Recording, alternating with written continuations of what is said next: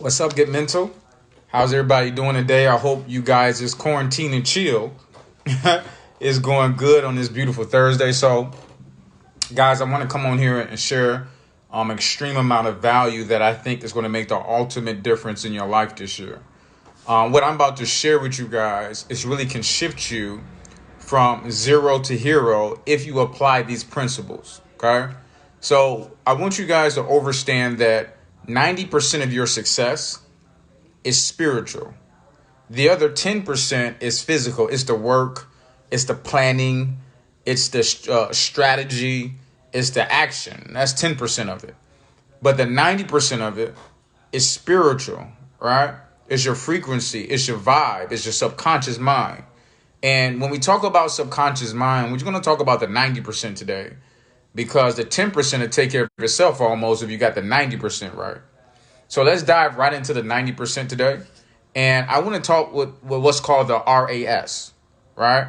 So the RAS, when it comes to your subconscious mind, it stands for the reticular activating system. And that's just a fancy word that we talked about on our show. Is just, it's your brain's personal assistant. So whatever you program your RAS, your brain goes out to find data that's in harmony with whatever you programmed it with. Now, let me make that make sense. So, say for instance, you guys knew how we grew up for most of us, right? Most of us grew up in single family homes. We never really came from money. A lot of us probably struggled early on.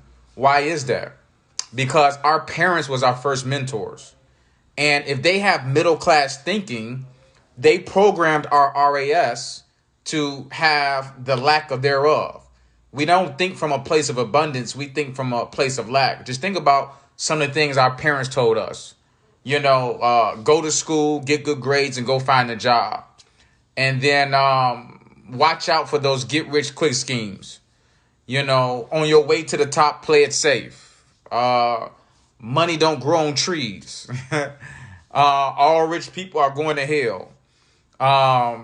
Another one is what if it's too good to be true, it probably is. So these are all things that we've been conditioned to believe inside of our RAS. Now, depending how old you are, let's just say you're 20, 30, 40 years old. You've been programmed the last 40 years to have these limited beliefs. But then consciously, you're looking out here to find opportunities and platforms that can change your life, but your personal assistant is not looking for things that change your life. It's looking for things that can ruin your life because you've been conditioned through words and auto suggestion for your personal assistant to go out here and find the evidence why you should struggle, right? So let me make this make sense. You ever be thinking about somebody, then all of a sudden they call your phone and you was like, man, I just spoke you up. No, you didn't just speak them up. Your RAS called them. Your subconscious went out into the universe, found that individual, and y'all frequencies match and they called you, right? Or check this out. You ever go to a meeting and you're having a conversation with somebody? It could be a room full of people. But all of a sudden, in a corner, there's hundreds of people over there. Somebody says something regarding your name or your industry or your type of job. And all of a sudden, your brain picks it up. And then you go over there and talk about that conversation. How is this happening? Because your subconscious is picking up the data that supports your auto-suggestion. If you a parent, right, you ever fell asleep? Your kids was running around the house. You ever been asleep? It could be construction outside. It could be music going. The noise is so loud. But as soon as your kid, maybe they fall and they start crying, immediately your RAS goes off and you wake up and you attend to your child. Why? Because you program your subconscious mind to pick up everything regarding your child. So they call it women's intuition, but it's really your RAS telling you what's happening now. So through the process of autosuggestion, you have 20, 30, 40 years of negative programming on your mind. It's going to be hard for you to become successful no matter whatever you do because your brain is not conditioned to find that success. is conditioned to find the lack thereof. So how do we change that? Right? How do we fix that? Well, we got to get in the space where we start using these words as powerful affirmations. What do I mean? So we've been talking to ourselves negative for 40 years. Well, then we got to unlearn the negative stuff and we got to relearn about who we are.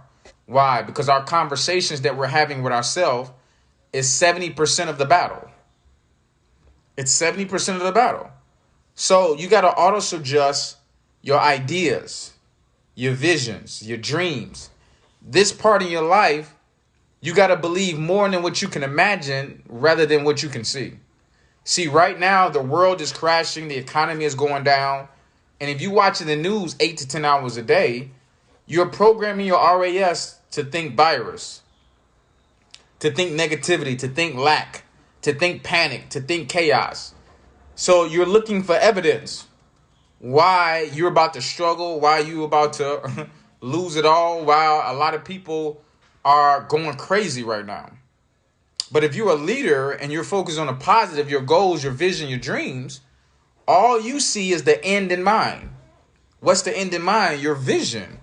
Where are you going to be at when this all plays out? This too shall pass. The question is, where are you going to be with your life when this passes?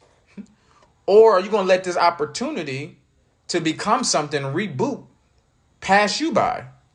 Something has to pass, the virus or your opportunities. So I want you to be clear that in this season right now, you need to focus on the vision God gave to you, right? This ain't the time. This ain't play season. This ain't the season to, Netflix season.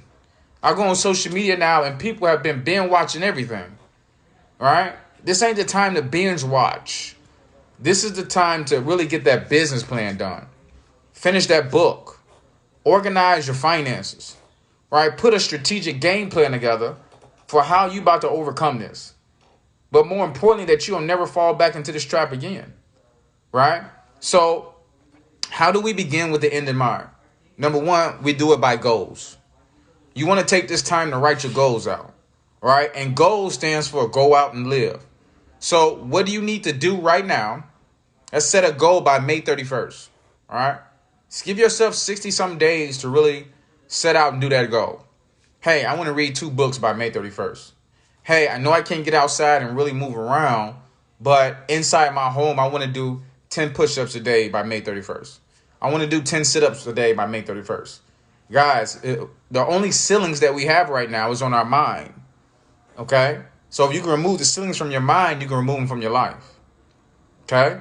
So setting those goals and putting a deadline on it will create a focus, and it will block out distractions. On our show, and I'll be posting that today and tomorrow, I talked about God. And what I talked about in this particular session is that God stands for goals or distractions. Either you're going to be focused on your goals right now, or you're going to be focused on the virus right now. Okay? It's people right now, and there's nothing wrong with the let's take a shot challenge and, let's the DJs and all that stuff. That's cool. But does that bring value to your goals? Right? Is that servicing you in any type of positive way? So when you begin with the end in mind, you got to get laser focused. What does focus stand for? Follow one course until successful. That means I'm not going to follow 10 different courses. I'm not listening to everybody. I'm not watching everybody. I'm just living in my imagination as if it's already done. And it is done, right? See, God gave us an important gift, the gift of imagination. But there's also a gift of the memory. See, the memory causes you to look backwards, but your imagination causes you to look forwards. So in this season right now, where should we be focused on? Considering our eyes is in the front.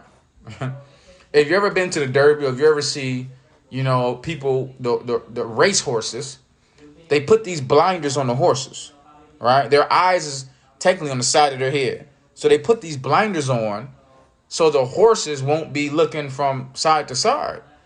They're looking straight ahead. Why is it important that we look straight ahead? Because our success is coming from our future.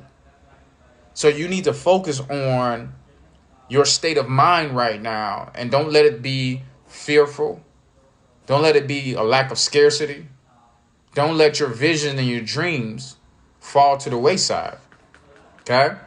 So you want to get in a space right now where you can focus on that end in mind through visions, through goals, through pictures, through words. How does your home look right now? Right? If it looks a mess, then that's the future you have. Right?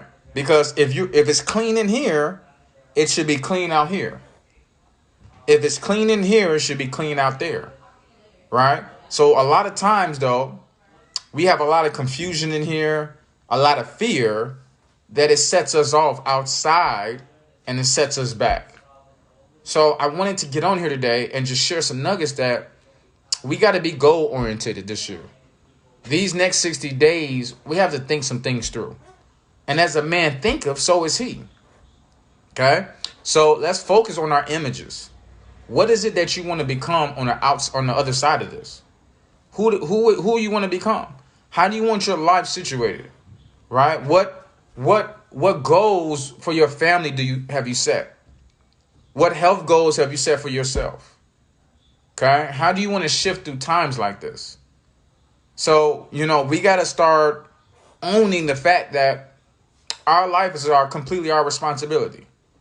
And so is the distractions. Because some people are going to come out of this downtime millionaires, and somebody going to come out of these downtimes miserable. But you have a choice, because decisions come from looking backwards and choices come from looking forwards. I want to ask you today, what choice are you going to make in times like this? Are you going to choose to stand up and lead? Or are you going to choose to stand still and bleed? Think about it. But as leaders, we got to lead while we're bleeding. Even though you're going through some things, there may be some things breaking down, there may be some stress on you. Guess what?